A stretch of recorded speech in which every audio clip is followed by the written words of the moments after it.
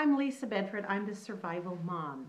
And today I wanted to answer the #1 most asked question. I get this question in emails just about every week.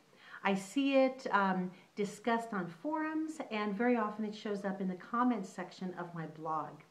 And I guess we have discussed it before in blog articles and probably on Facebook, but I guess I haven't really addressed it sufficiently enough because it keeps cropping up. Here is that question. How can I convince my husband of the importance to prepare? Or it might be, how can I convince my wife or girlfriend or parents or neighbors or employer or my kids to prepare? Does that sound familiar to you? Here is the answer in just 2 words, and it's not an easy answer to listen to, but here it is. You can't. You really cannot convince someone who does not want to believe anything of its importance. Here's an example. Have you ever tried to talk someone who was a smoker into quitting? How successful were you? How about someone who needs to lose 100 or 200 pounds? Have you ever tried to talk to them and convince them to go on a diet? I imagine that even if you were armed with all kinds of statistics and all kinds of reports and maybe even some gruesome YouTube videos of some sort, you probably weren't very successful. Unless someone really internalizes some information, they are never going to be convinced of the need to do anything. You might be able to twist their arm, you might be able to do things behind their back, but ultimately they are not going to be convinced. It's as easy as that. So in thinking about the answer to this question and why so many people are, as we might say, oblivious, I actually came up with quite a few reasons for that. At first, I thought that the main reason was simply denial. And I thought, well, it makes a lot of sense to be in denial over something. And actually, if your friend or your loved one is in denial, officially, that's not a bad place to start. Because in order to be in denial, you first have to be aware of something. So how can I be in denial over my need to stop smoking a pack a day habit if there isn't some part of my brain that knows that that is the right thing to do? So if someone is in denial and you have been trying to convince them that they need to set aside money to stock up on food, or they need to be a little more careful with their dollars and maybe pay off a lot of debt, whatever it might be, if they're in denial, there is hope, because ultimately they probably know that you are right, and who knows, they may come around. The second reason that I came up with is just simply fear. And fear is more complicated than just being afraid of something, because we react to fear in any number of ways. And what is interesting to me about fear is that it actually triggers a part of our brain that then directs our body what to do. Now, because this is such a broad topic, I'm going to be talking about fear in another video in the coming days. But I wanted to just say that there are people out there who are just frozen with fear because of what they hear on the news, and maybe what they hear you talk about, what they read for themselves.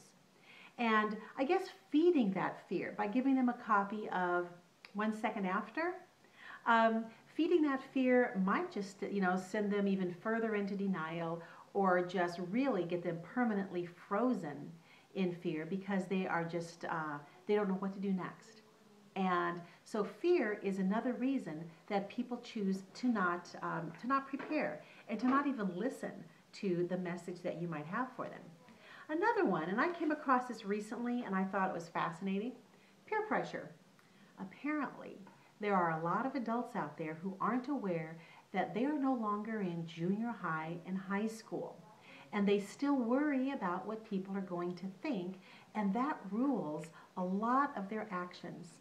Now, that may not make any sense to you and me, especially when it comes to doing something really smart, like learning how to be more self-reliant and learning some new skills. Bowing to peer pressure makes no sense. And yet, I really think that a lot of people choose not to prepare because they're afraid of what the neighbors might think, or because of what they're afraid the family might say the next time there's a big family get-together, and the topic of doomsday preppers comes up, and someone says, oh, by the way, did you know that she stores food?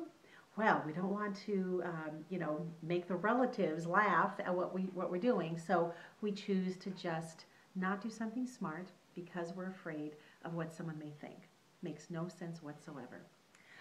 Another reason is procrastination.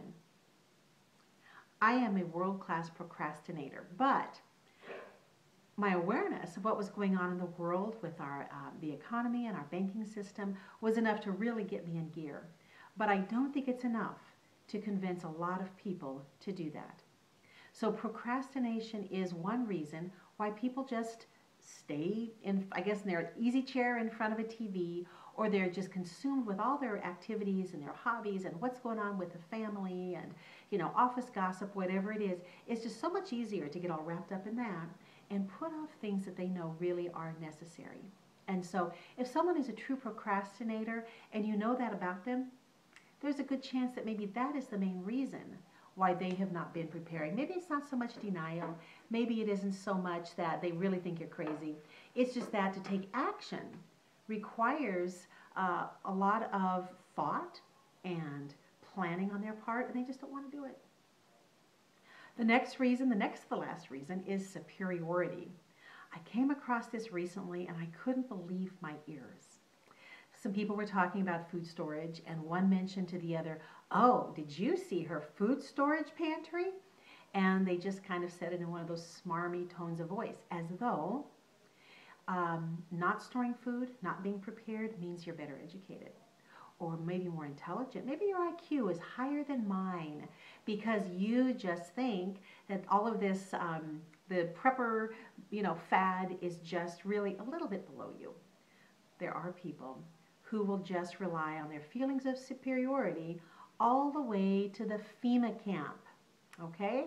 So you may think about your loved ones, you know them best, you know your friends and you know your family members, and maybe there is a little bit of this coming out in them where they just are going to believe that they're just smarter than you.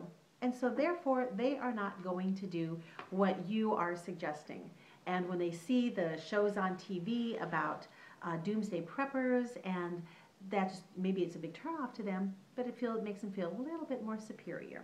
My final reason, and this is the one that may offend some people, and guess what? I am not going to apologize for that, because I really believe that this is a reason that many people are oblivious. I'm going to hold this up loud and proud for you, and that is sheer stupidity. Sheer stupidity. Where do they find these people on Jay Leno? Where do they find these people that David Letterman comes up with sometimes?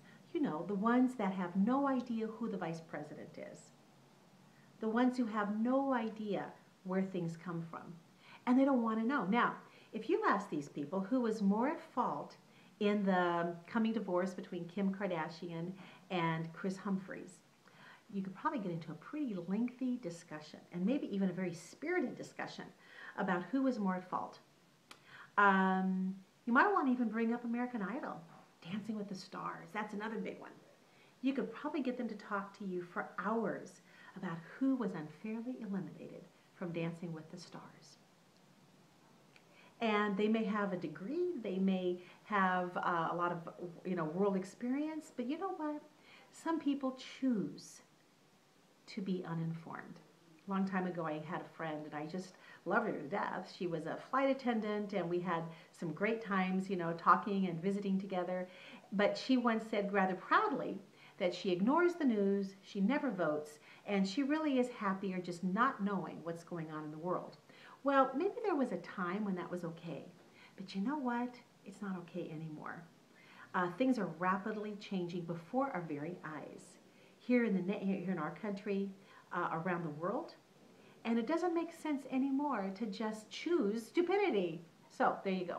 There are my reasons why people are resistant to preparedness, to the preparedness message, and actually taking action. So what do you do? What do you do when your mom doesn't want to prepare? What do you do when your kids think you're crazy? Well, here's what you do. You always follow your gut. Follow your instinct. If you're paying attention to world events, and if you're paying attention to what's going on in the country, our banking system, and businesses closing and foreclosure signs going up in your neighborhoods, then you need to do what your brain and your common sense are telling you to do. And you know what? If you keep doing what you're doing, and you're putting away some money, maybe you're buying a little gold or silver, maybe you're making sure you have water stored, maybe you're learning to raise chickens, or you're expanding your garden, whatever it might be, you know what? Keep doing that, because chances are you might have enough for that resistant person. This is Lisa Bedford. I'm a survival mom. You can find me at my blog, thesurvivalmom.com, and you can also track me down on Twitter and Facebook. Thanks for spending these minutes with me.